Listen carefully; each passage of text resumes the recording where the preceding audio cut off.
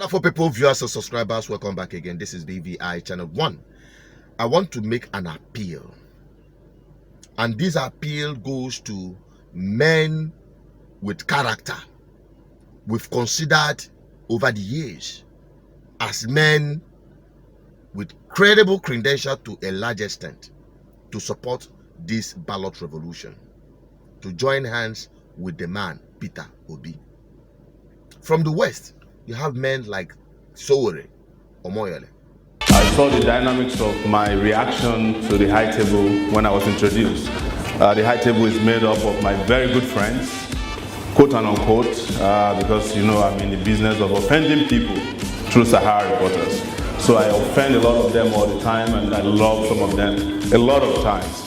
I am happy to be here with you today because this is the best time in Nigeria's history to be a young person. The reason is simple. The old people have outplayed their games, and as a singer said in one of the reigning records that Whatapp penalty or throwing, that is they play themselves out of relevance. And we young people, and when I say young people, I'm not saying it as a sense of entitlement, because there are a lot of young people in this country who are in a position of authority and they are useless. They are as useless as the old people. Some of them are governors, some of them are senators, House of Rep members. If you saw what happened at the Nigerian Senate yesterday, you will be very ashamed of this country. And as a young person, as a very, very radically minded young person, I am presenting myself to you as an alternative to the incompetent, corrupt, mediocre, and unconscionable leadership that has been running this country since 1960. We have from the East men like Professor Kingsley Moghalu. Life in Nigeria is becoming increasingly unbearable for Nigerians.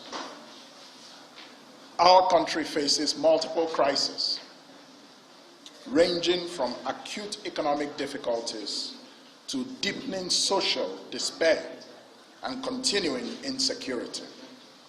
Rather than the situation getting better, we see it getting worse every day.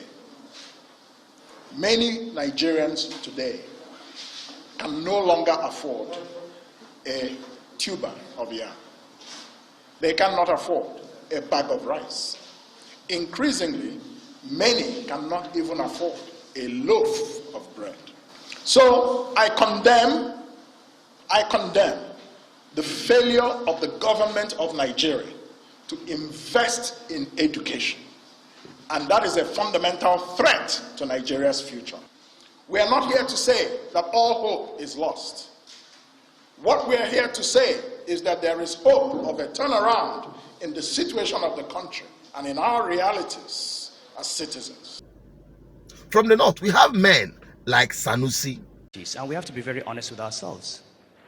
If you look at all the poverty indices in the world today, you find that in southwest Nigeria, the incidence of poverty is 20%. In the northwest, it is 80%. The northeast, it's 80%.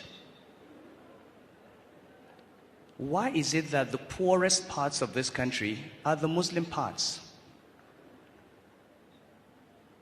Why is it that in a state that started Sharia in 1999, and we just heard the opening verses today, Iqra bismi rabbika alladhi khalaq. This is the very first verse revealed in the Quran. How come that the state that started Sharia is not the one that is the most educated state? In fact, how come that in that state in 2017, only 24 children got 5 credits in secondary school? How do we define Sharia? How do we define Islam? Illiteracy? Malnutrition? Children on the streets? We have to ask ourselves. The truth is, nobody who is a leader in northern Nigeria today can afford to be happy. You can't be happy with 87% of the poverty in Nigeria being in the north. You can't be happy with millions of northern children out of school. You can't be happy with 9 states in the north contributing almost 50% of the entire malnutrition burden in the country. You can't be happy with the drug problem. You can't be happy with the Boko Haram problem. And I think that we should also remind ourselves as Muslims and as citizens that we owe it to ourselves, because we know that this country deserves better than we have been giving ourselves. We know that. To employ someone who has the competence to do the job and who can be trusted. Now, if we go and choose leaders who are not competent because they give us money or personal interest, and I keep saying to my brothers in Tijaniya, we should stop praying for people who come to us to say, come and pray for me to be governor, come and pray for me to be president. They go and give people money to go and read the Quran for them. We should look at all the candidates. We should choose the people that we think are competent and honest, and then we decide who we want to pray for, not who comes to us with money or who comes to us to beg us. But to be honest, this country we are living on extra time. In 2015, we were in a deep hole. In 2023, we will be in an even much deeper hole than in 2015. The challenges facing all those people who are struggling to be president, I hope they understand that the problems they are going to face are multiples of the problems that were faced in 2015. And all of us have to be ready for difficult decisions. And if they're not taken, we're all going to pay for it. Across Nigeria, we have these kind of people who have burning desire to see a breath of new air for Nigerian people to be delivered from the hands of wicked, corrupt, old, recycled politicians. Do you know why I'm saying this? Everybody's talking about P2B, P2B, P2B. If P2B eventually emerges as the president of Nigeria, with this crop of APC and PDP having stronghold at the National Assembly, they will make a mess of his government to prove to Nigerians that P2B has failed. But if these men and men like them can come together from their different geopolitical zones and senatorial districts, contest for Senate and House of Rep seats, that is where and how P2B will be able to effectively deliver the mandate we all are yearning for. I want to appeal to these wonderful men, beginning with my brother, big brother, one of the finest personality Nigeria has, Professor Kingsley Moghalu. Please help us. We from Anambra South, my own senatorial zone. Please help us, come and rescue us from the hands of these old recycled politicians. Contest for Senate. We know your antecedent. Yeah, they say you failed primary election. Yes, it is a good failing, because when we fail, we pick something up. Now it is time to pick up Labour Party ticket.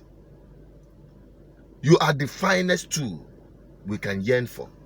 I don't know how late or how whatever the calendar might be, but there is still time if you can contest on the Labour Party and go for the National Assembly Senate seat. We are tired. The same is applicable to Sowere, to Sanusi, to people like Aisha Bello, to many of them across Nigeria. Stand up. Stand up, and Nigerians will stand behind you. Because if we leave these old men, these corrupt politicians, they will do everything to frustrate the government of Peter Obi if he eventually wins come 2023, which is mostly likely what is going to be. Let us remember to flush them out of the National Assembly, APC and PDP. Flush them out of your state assembly. Flush them out of your governorship seat if there is hope for you. Because Nigeria will be going back to regional government. You need men of integrity to help you. I just got this message. I just decided to deliver it as the messenger, as the voice that have been crying in the wilderness. Please, as we have successfully, GGM, Good Governance Ministry, have successfully ignited this ballot revolution, please let us not let it die, and let it achieve its ultimate purpose. The freedom of the oppressed indigenous people in Nigeria, trapped in Nigeria, held to ransom by corrupt politicians. It is our desire and commitment to free Nigerians from the impunity of the Nigerian state. And we can't achieve that if you don't join this revolution. I'm signing out. I'm just a voice. Please share this message. Get it round to as many people as possible, especially those you believe they have what it takes to do the right thing. I'm signing out. Don't forget to subscribe, like, and share. Drop your comments. Let me have your opinion. Stay safe. Bye-bye.